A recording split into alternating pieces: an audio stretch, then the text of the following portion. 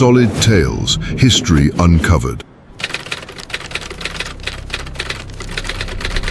An army marches into India brimming with imperial arrogance, only to see 90% of its strength wiped out in the jungle in just 4 short months.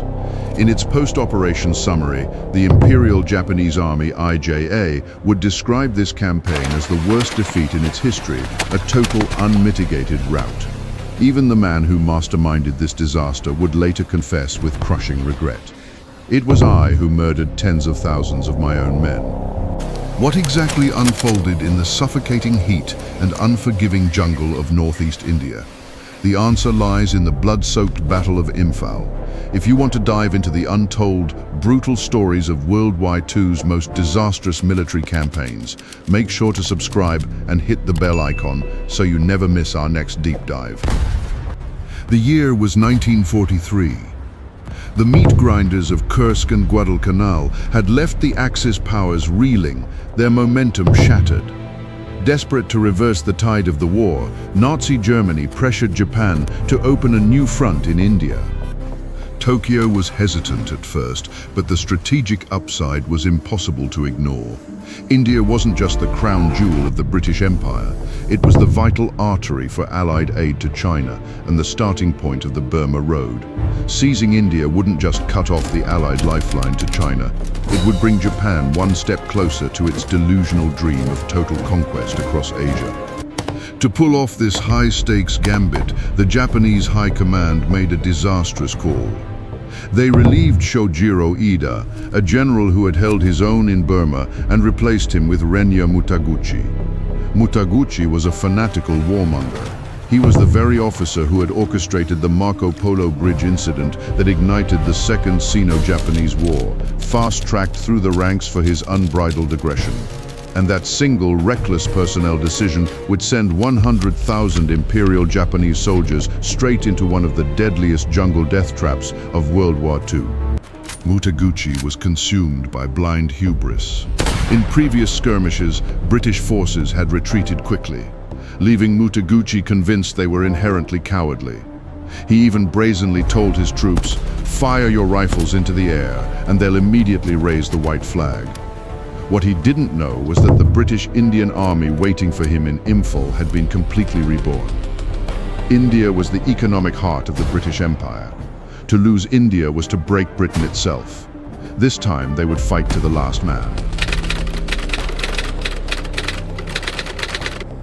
Now, in our second chapter, we're going to break down exactly how General William Slim turned the jungles of northeast India into an inescapable death trap for Mutaguchi's army.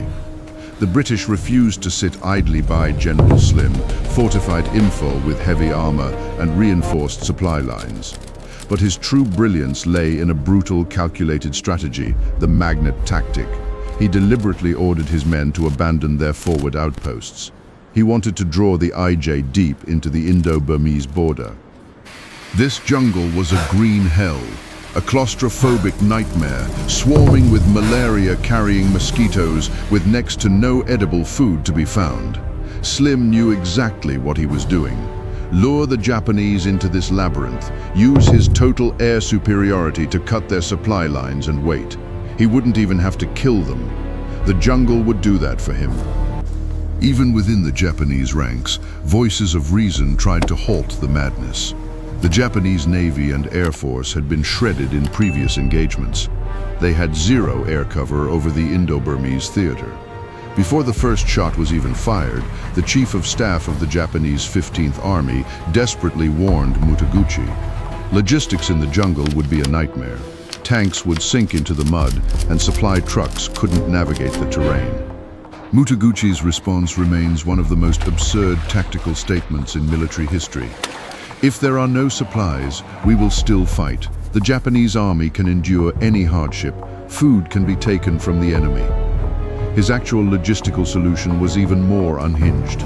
In a delusional attempt to replicate ancient nomadic warfare tactics, Mutaguchi forcibly conscripted a massive herd of 30,000 cattle, sheep, and pigs from across Burma. This was his mobile meat bunker. These animals would act as pack mules, carrying munitions. When the men grew hungry, they would be slaughtered for meat. Mutaguchi believed he was a military genius. In March 1944, Mutaguchi unleashed 100,000 men in a massive pincer movement aimed directly at Imphal. Initially, the momentum was terrifying. They successfully pinned down the British 17th Indian Division in the Tonzang area along the Chindwin River. Simultaneously, elements of the Japanese 15th Division overran Kanglatongbi, northeast of Imphal, severing Imphal's overland lifelines. The siege ring had snapped shut. By April 1944, Mutaguchi's grand invasion had devolved into a starving nightmare. And what happened next would go down as one of the most absurd moments in World War II history. The initial blitz had drained the IJI's meager reserves. Mutaguchi's master plan to loot British depots dissolved into ash. General Slim had anticipated this, ordering a scorched earth retreat and burning everything they couldn't carry. Inside the encircled city of Imphal, the British were surviving comfortably. A relentless armada of Allied transport planes rained supplies onto the defenders. British and Indian troops were rotating shifts, dining on fresh bread, milk, meat, and liquor. Outside the wire, the Japanese were starving to death. By mid-April, the elite 31st Division, renowned for its fanatical discipline, finally broke. They radioed Mutaguchi, desperately begging for food. Mutaguchi sent back an ice-cold, now infamous reply. The Japanese people are historically an herbivorous nation. You are surrounded by jungle, yet you dare to report a shortage of food. Let me know in the comments down below, what's the most insane, delusional order a military commander has ever given in history? It was a sick joke. Nearby, soldiers of the 15th Division found their rifle magazines completely empty, and they were critically low on ammunition. They could only sit and stare helplessly as wild rabbits darted past them. Then, the nightmare escalated. The mobile meat bunker of 30,000 animals became a liability of ruinous scale. British reconnaissance planes easily tracked the massive trails of trampled mud left by the herds. They called in devastating, precision bombing runs on the Japanese columns. The terrified animals scattered, their feces polluting the few available water sources. Cholera and malaria exploded through the ranks. Soldiers desperately gnawed on tree roots and toxic wild plants. These were empty calories that couldn't sustain men fighting through the jungle. Then, in June, the monsoon broke. Torrential rains turned the battlefield into a humid petri dish for mass plague. Mutaguchi, believing that true samurai do not need much medicine, had only provisioned 10,000 medical kits. Over 30,000 men fell violently ill. In just 2 months, tens of thousands of IJA soldiers convulsed and died in the mud, consumed by starvation and disease. Watching his men rot alive, the commander of the 31st Division finally defied Mutaguchi, ordering his troops to retreat. Seeing this, the commanders of the 15th and 33rd Divisions followed suit. Mutaguchi flew into a rage and ordered all 3 division commanders stripped of their rank. It was a completely illegal move. Only the emperor possessed that authority. But Mutaguchi didn't care about military law. He was desperately hunting for scapegoats. By June, the trap had fully closed, setting the stage for one of the most harrowing retreats in military history. The Allies unleashed a ferocious counter-offensive, entirely encircling the broken Japanese forces.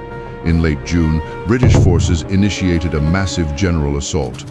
It took until July 3rd for Tokyo Command to finally authorize a retreat, sparking a panicked, chaotic rout.